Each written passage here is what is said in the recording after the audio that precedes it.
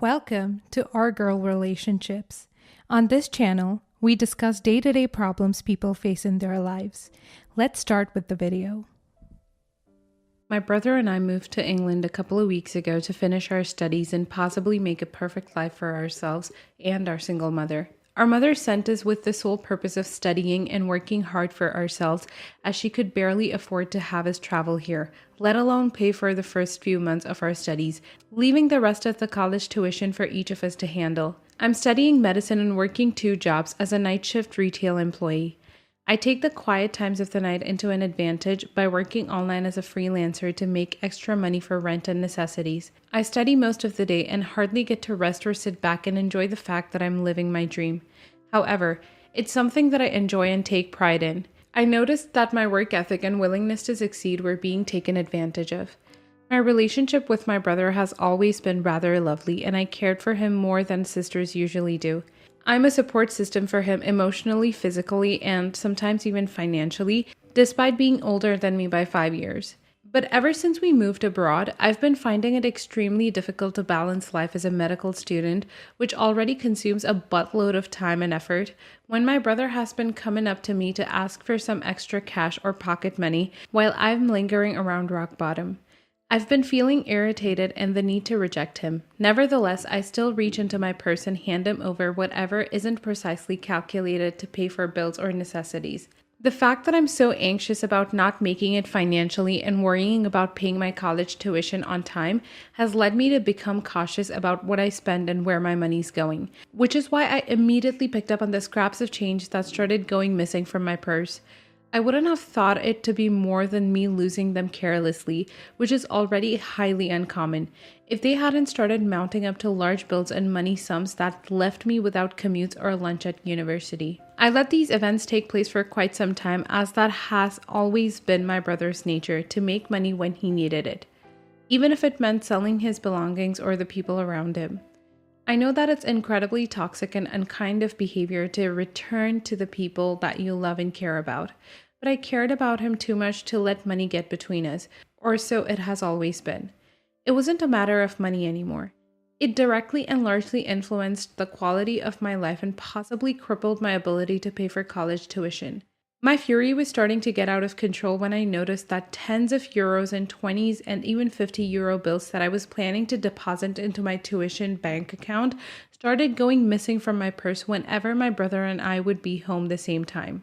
One day, after having finished an extra shift at the shop because I used my nap time studying that day, I was extremely excited as I got paid for the month and the extra shifts at the same time, which isn't usually the case as I mostly get paid in small chunks.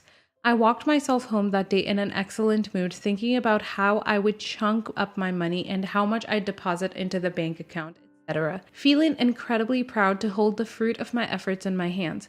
I went home and informed him that I'd finally gotten paid, lying about the exact money sum so he wouldn't start leeching immediately, but offering takeout and celebrating the event to the extent that I could. After we had a rather nice meal while watching the TV, I excused myself to my room and took the time to shower and rinse off the exhaustion before bedtime. I woke up the following morning with a plan in mind, split up the money and deposited it into the bank account so I wouldn't spend it recklessly and randomly. I was slapped with rage and hatred the moment I opened my purse and found it devoid of any bills or money at all. Everything was gone. I was rightfully enraged and rang my brother about 1,000,000 times without response. Still highly mad, I practically ran to his workplace and demanded that his boss lets me speak to him. To my happy surprise, he informed me that he had quit his job months ago and that he no longer had any information regarding his whereabouts. I called in sick that day, sat at home pacing back and forth, fidgeting and spinning around myself as anxiety consumed my thought and rage fueled them. I spun around like a possessed woman the moment the door opened and all hell broke loose. He stood at the door as if he'd done nothing wrong, a trick he had mastered through the years of stealing and lying, then looping that cycle. I angrily asked that he give me my money back and that it'll be the last penny he'd ever receive from me, and made sure to let him know everything I had ever thought of him and spared him no insults or negative descriptions that only fits his actions. He denied that he ever saw or took any money out. I was certain that I had it when I came home because I paid for the food, and I looked in every single nook and crevice in the house as I anxiously sat around the house that day. After he played the games he usually does to get out of sticky situations, screaming and making a fuss or playing the victim and accusing me of falsely accusing him, he threatened to leave the house as one of his tactics, claiming that I always do this to him and that I never treat him properly, and even going as far as saying that I'm mentally abusive and taking advantage of his patience and kindness to me. When he threatened to walk out the door and never come back, I dared him to do so, knowing that even if he did, he'd likely be back in a few hours or days at most. I asked him to leave the keys at the table and heard him slam the door on his way out.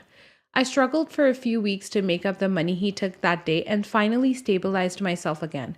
I'm not gonna lie, I barely got the free time to think about what had happened, but whenever I did, my heart ached to know that he might never come back, and I even entertained the idea that I might be the bad guy in the situation. Update. A few months had passed since I last saw my brother, and my mother was flying in to visit us. I dreaded her arrival as I knew she would force a gathering on us, and we were both unexcited for that idea as neither of us had attempted to contact the other. As expected, my mother demanded that we all sit and have dinner together in a restaurant and talk through things. However, I strongly advised her against it, as I knew him like the back of my hand and could narrate what would happen in detail before we even sat to have dinner. And of course, things took the turn that I had expected. He played all his manipulative and false cards, trying to slither himself out of responsibility. I didn't even mention the fact that I'd been sent reports of my credit card money being spent in bar or the drug wrappers I found washed away with laundry, or that I'd visited his boss that day and he told me that his brother had been living jobless for months. Apparently, according to him, he had gotten his life around in those months, found proper roommates, earned an excellent job, and was now working days in and nights out to make the money he needed for uni. He said he has enough money to travel around with friends and have the best time of his life. He made sure to emphasize his liberation from me, as if I wasn't the one funding his fun and survival before I had enough of him sneaking around, putting my college experience in danger. I let him have the glory of showing off to my mom how much better he was than me, because I knew that deep down she was just as aware of his lies and the lack of truth in his statements as I was. Only she chose to put up with it because he's her son, and I'm learning that I've no one in the world other than my mom. I'm not sure if the way I kicked him out was too cruel or if I should have made an effort in trying to restore my relationship with him. I'm not sure how much better I could have handled the situation. Still, I could tell that my mom resented me in a way. She always thought I saw myself as better than him, which isn't true. I can identify that I'm putting in more effort to improve, and the only reason I care to say that is because I genuinely care about what my mother thinks of me. It pains me to know that even when I try to do no wrong, I get wronged and feel anxious, constantly overthinking things. I hope that I've made it very clear that I just don't want to ruin my life because of someone else's inability to control their actions and take responsibility for themselves. I hope that his life has gotten better the way he claims that it did, because, contrary to what he thinks, it wouldn't make me feel bad. It would help me understand that what happened that night turned both of our lives for the better in a way I didn't directly intend, but will undoubtedly grow grateful for. Next story. Okay, so we've been married for 5 years, dating for 7. At the beginning of our relationship, I was doing prerequisites to get into a nursing program. I ended up going to a 2-year community college to get my associates, and then started work as a nurse around the time we got married. My income went from about $40,000 a year working in a call center to about $60,000 a year working at a hospital. So it was a huge improvement. My husband at the time was happy for me. Now, to give a little bit of background, he works in trade like plumbing or electricity or steel, something like that. So he makes good money, about $80,000 a year. He's always been the higher earner and did not need a degree to do his job, which is amazing. I wish I didn't have to waste so long in school and pay so much money to do what I do. With graduation coming up, I've noticed him making snarky remarks like, when I made a statement that I was excited to graduate, he said, "I don't know why, having a bachelor's is pretty much pointless anyway. I don't even see the need for it. You're already a nurse." So that kind of brought me down a little bit. Also, I've been discussing with him going into more of a specialty at work. This would mean I would make more money. My ideal job would be quite easy for me to get now with a bachelor's, and it would put me between 90 to 100,000 a year.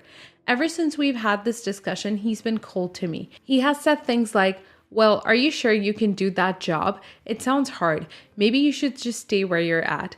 When I mentioned the hospital I want to work is about 45 minutes away, all he could talk about was how difficult the commute would be and me getting stuck in snowstorms on the way or something. He's just being a huge downer about it. I also mentioned to someone recently that I was thinking about going back after I was done with my bachelor's to possibly get my master's in nursing education so I can teach nursing school someday. He was standing next to me when I said this, and he made a huge exasperated sigh and rolled his eyes. I don't understand. He's always been happy and supportive of me. But now I feel like I have overstepped an invisible boundary that I didn't know existed. I feel like since I make more money than him, he's somehow taking it personally, which is confusing because it's not like I'm spending a ton of money on myself. The money is going to go into our savings and go into our house or go towards us traveling. I've told him this, and it doesn't seem to make a difference. I just don't know what to do or say to make him realize how hurtful he's being. You didn't overstep an invisible boundary. Get your master's, go to work at that hospital, do it all. He's jealous that you can and will do better than him, so he's making these remarks to keep you in a lower place. To him, you're becoming more ambitious than he is. You're reaching for the stars, you're wanting more. He thinks you'll leave him behind and he'll lose his status as the high earner man of the house. This is common in a relationship when a woman wants more for herself. The higher you climb, the worse he'll treat you. This does not mean that you give up to please him because that's what he wants. This means you keep going after what you want, and if he keeps getting annoying about it and won't work on his insecurities, you leave. I could have written this 10 years ago, only with different degrees. What I realized is my husband wanted me to stay below him in income despite constantly saying he supported me and was proud of me. When I landed a great job making twice what he made, he had an affair with someone making what I used to make and ultimately married her. What could I have done differently? Talked about it and probed his insecurities. Went to therapy, something. I just ducked and hoped it would pass, and it didn't. This isn't on you. You're just living your best life. I would try talking about it or therapy though. Hindsight sucks. You guys are married and you need to be able to communicate. Next time he has a very obvious reaction to your success, point it out and straight up ask him, does it bother you? You have reactions each time I talk about getting a higher education or going higher in my career. Is there something about it that we need to discuss? If he says no, then either he's being petty or he doesn't know how to address his emotions. In that case, just say, right now, I'm not feeling supported by you in my career choices, which I am making for myself and for the betterment of our family. I've always loved how much you support me while I'm trying new things, and I would love it if you could be supportive of me now. If it's going to be an issue, then we need to discuss it. The ball is in his court then. You've stated you notice an issue and further stated what you need from him and your expectations. You've also kept a door open for more communication and set up the next step for if he does have a problem and doesn't know how to vocalize it at that moment by stating he can talk to you at a nebulous later date. If he ends up still being petty, unsupportive, etc., while you're continuing to strive and thrive, then you need to explain that this is becoming an even bigger issue and that you're married because you wanted a teammate who will support you, not a rival who dislikes your success. If he can't get with the program, then you need counseling as a couple. For what it's worth, you should absolutely be proud of yourself and your accomplishments. You're doing exactly what I said earlier, striving and thriving. Good work, keep it going. Next story. I finally got my own apartment. I never lived on my own. I have a horrible relationship with my mother and she messes with me every chance she gets. Me and my sister both wanted to get a place together, but she left me a few years ago to live with her boyfriend. She would lie here or there about moving out. Like, no, I didn't move out, and eventually she stopped coming home. She then stopped answering my phone calls. She was finally happy to leave my mom's abusive house and I guess felt guilty for leaving me. It's been 3 to 4 years since she moved out, and since then my mother has made my life hell on earth. Fast forward to getting my apartment. My sister is having issues with the boyfriend she moved in with. They're pretty toxic. My sister is working on getting a place through a program. She's unemployed. She has medical issues. I told her about my place. She's been asking me about it. She now starts saying things like her situation is worse with living with her boyfriend than living with mom, when I had to go through torture 3 to 4 years and she was living peacefully. Her and her man have been having issues for a year. I finally got my peace and a safe place. I already moved in, but I'm keeping it a secret. She asked and I told her December 1st. She then says she can't take living with him and stated she would move all her stuff into storage and possibly live there till she gets her place. The problem is that she doesn't know when it will be. Why all of a sudden I tell you a month away and she starts pulling this? She knows a month is right around the corner, so she's putting herself in a position that puts me in a hard spot. You guys have been having problems, so why now? It's been a year, but as soon as I get my place, you start trying to do things like this because you're expecting to also move in with me and I don't want her to. When I was hopeless by myself, nobody cared. What do you guys think? Don't let your sister strong-arm her way into your life. Your mom manipulated and abused you, and now your sister is using the same tactics on you that she knows worked for your mom. Just say you can't let her move in and refuse to answer any further questions from her. You don't owe her a home. She ghosted you when you needed her, and now I suggest you do the same. No is a complete sentence. Say it and mean it. She'll lie and tantrum about it. You just keep saying no. Don't explain yourself, just tell her she can't live without you. Don't spend your life moving from one manipulative woman to another. Absolutely don't let her move in. Stay by yourself and get away from all the stress and torture because my gut tells me, just from your post, that your sister will not give you space until you put your foot down. Don't let her come close because she will not move out ever again. Enjoy your life the way you want to. Don't let her visit, stay over, whatever. I get the feeling you will never have peace if you don't form very strict boundaries. Beware of family thinking they have rights to you. This includes money, lodging, and acts of service as a general rule. You will never get back what you give. You already have a feel of what this will be a hardship to you. My suggestion is to help her in ways that help her without her moving in, as then it can be much harder to get her back out, and she will have tenant rights to your place based on being there. Find a caseworker or shelter, anything that may help her move forward without rights to you, financially supporting her, as it will be hard to stop. It can be hard dealing with family to draw those lines, but if you're not in a place to help her mentally, financially, or even if you do not want to do it, no one has right to you. I wish you luck and a bright future.